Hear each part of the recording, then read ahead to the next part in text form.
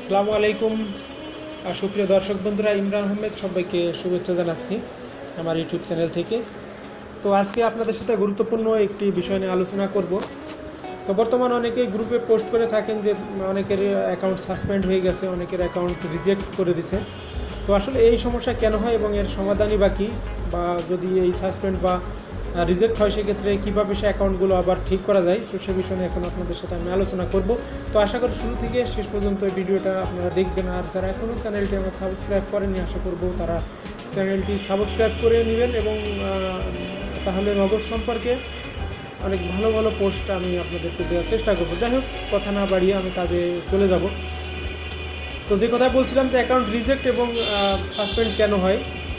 তো account reject এবং suspend হওয়ার অন্যতম প্রধান কারণ হলো যদি অন্য কারোর এনআইডি কার্ড ব্যবহার করা হয় এবং ওই এনআইডি কার্ডের সাথে যদি ছবির মিল না থাকে, সেক্ষেত্রে কিন্তু অ্যাকাউন্ট রিজেক্ট হওয়ার একটা সম্ভাবনা আছে। যদি কেউ পিকেওয়াইসি অ্যাকাউন্ট করেন, পিকেওয়াইসি বলতে হাতে লিখে যদি কেউ অ্যাকাউন্ট করেন ছবি এবং এনআইডি কার্ডের কপি অ্যাটাচ করে, সেক্ষেত্রে ওই এনআইডি কার্ডের ফটোকপি যদি ক্লিয়ার না হয়, সবাই চেষ্টা করবেন একদম চকচকা ফটোকপি বা রঙিন ফটোকপি ব্যবহার করার জন্য। এবং ছবি এবং আইডি কার্ডের সাথে যেন অবশ্যই মিল থাকে। অন্য কারোর আইডি কার্ড বা অন্য কারোর ছবি বা একজনের আইডি কার্ড বা একজনের ছবি এইভাবে আসলে কেউ দিবেন না। ছবির সাথে যদি এলোমেলো হয়ে যায় এনআইডি কার্ডের ছবি, তাহলে কিন্তু এটা মিসম্যাচ করবে। আর একটা বিষয় হলো ডুপ্লিকেট কোনো এনআইডি কার্ড দিয়ে আসলে এই অ্যাকাউন্ট কিন্তু করা যায় না, সেক্ষেত্রে অ্যাকাউন্ট হবেই না। আর একটা বিষয় হলো যদি কেউ ডিজিটাল পদ্ধতিতে অ্যাকাউন্ট ক্রিয়েট করে থাকেন, তার এনআইডি কার্ডের যদি কপিটা অরিজিনাল কপি হলে অনেক সময় অনেকের এনআইডি কার্ডের কপি পরিষ্কার থাকে না, ঝাপসা থাকে, ঘষা মাজা থাকে। সেক্ষেত্রে যদি অ্যাকাউন্ট প্রথমে ক্রিয়েট হয়, পরবর্তীতে হয়তো 72 ঘন্টা পরে অ্যাকাউন্ট রিজেক্ট হওয়ার সম্ভাবনা থাকে। অতএব এই জন্য সবার চেষ্টা করবেন একদম পরিষ্কার ঝকঝকা এনআইডি কার্ডের কালার কপি দিয়ে অবশ্যই অ্যাকাউন্ট করবেন। সাদা কালো কোনো কপি দিয়ে অ্যাকাউন্ট করতে যাবেন না, সেক্ষেত্রে কিন্তু অ্যাকাউন্ট রিজেক্ট এবং সাসপেন্ড হবে। তো আসলে কেন হয় বা এই কারণ কী কারণে এটা হবে না সেটা কিন্তু আপনাদেরকে বলে দিয়েছি। অবশ্যই এই রিজেক্ট এবং সাসপেন্ডের হাত থেকে বাঁচতে হলে আপনাকে রঙিন ফটোকপি এবং পরিষ্কার এনআইডি কার্ড ব্যবহার করবেন এবং একে অন্যর এনআইডি কার্ড বা অন্য কারোর ছবি ব্যবহার করা থেকে অবশ্যই বিরত থাকবেন। যাই হোক, আমি ধরে নিচ্ছি এই এতগুলো সতর্কতার পরও যদি কারোর অ্যাকাউন্ট সাসপেন্ড বা রিজেক্ট দেখায়, সেক্ষেত্রে আসলে একজন অ্যাকাউন্ট হোল্ডার বা যিনি অ্যাকাউন্ট করছেন আসলে তার আসলে করণীয় কী। যদি কারোর অ্যাকাউন্ট এভাবে রিজেক্ট বা সাসপেন্ড হয়ে যায়, সেক্ষেত্রে তার করণীয় হলো আবার উক্ত এনআইডি কার্ড নিয়ে যে কোনো উদ্যোক্তা পয়েন্ট অথবা নগদের যে কোনো এজেন্ট পয়েন্টে চলে যাবেন সরাসরি। এবং এজেন্ট পয়েন্টে যাওয়ার পর এজেন্ট বা উদ্যোক্তা আসলে তিনি কীভাবে এই কাজটি করবেন সেটা কোনো আপনাদেরকে আমি দেখাবো।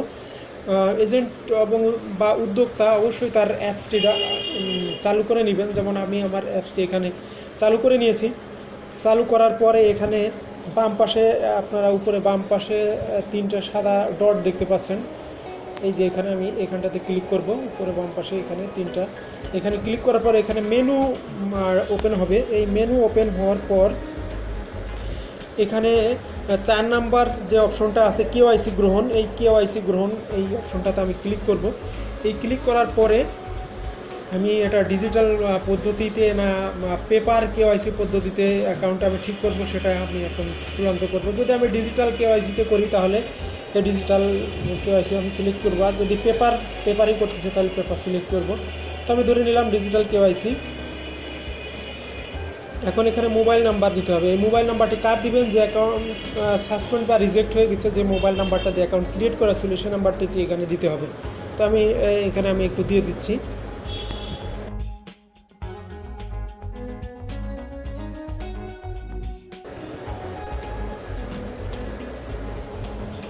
এখানে আমি আমার একটা পার্সোনাল অ্যাকাউন্ট আমি ব্যবহার করি, এটা আমি দেখাবো। ওর দিয়ে সেন্ড করার পরে আমি যে নাম্বারটা এখানে আপনার স্ক্রিনে দেখতে পাচ্ছেন, এই নাম্বারটাতে একটা কোড আসবে,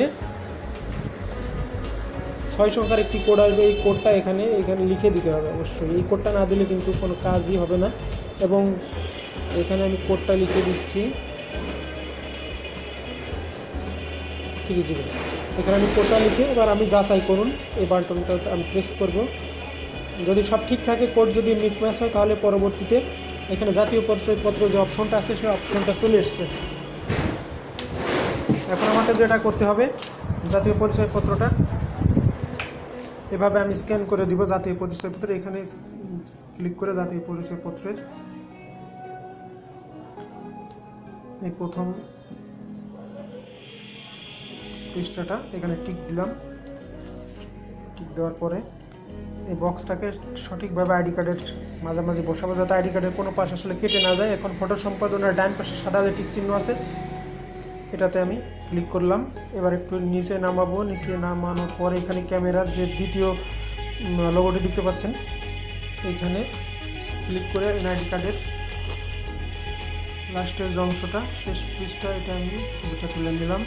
নিয়ে সাদা এখানে নিচে যে টিকটা আছে টিকটাতে ক্লিক করার পরে এখানে ফটো মার্কিং যে বক্স সেই বক্সটা জায়গা মতো বসিয়ে আবার ফটো সম্পাদনের ডান পাশে যে টিক আছে এই টিকটা আমি ঠিক করে দিয়ে এখানে পরবর্তী বাটনটাতে আমি ক্লিক করবো। যদি সব কিছু ঠিক থাকে তাহলে এনআইডি কার্ডে যাবতীয় তথ্য এখানে শো করবে। এখানে আইডি কার্ড প্রসেস হচ্ছে।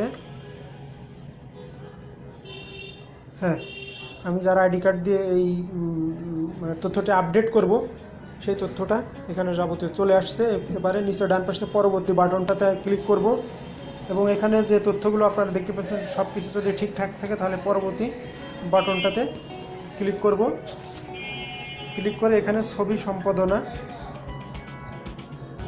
এখানে যার নামে অ্যাকাউন্ট, যার অ্যাকাউন্টের সমস্যাটা হয়েছে তার ছবিটা তুলে দিতে হবে। যেহেতু আমি জাস্ট দেখানোর জন্য করছি তো আমি এই ছবিটাকে ধরে নিলাম উক্ত ব্যক্তি দিয়ে এখানে আমি আবার টিকটা দিয়ে দিব।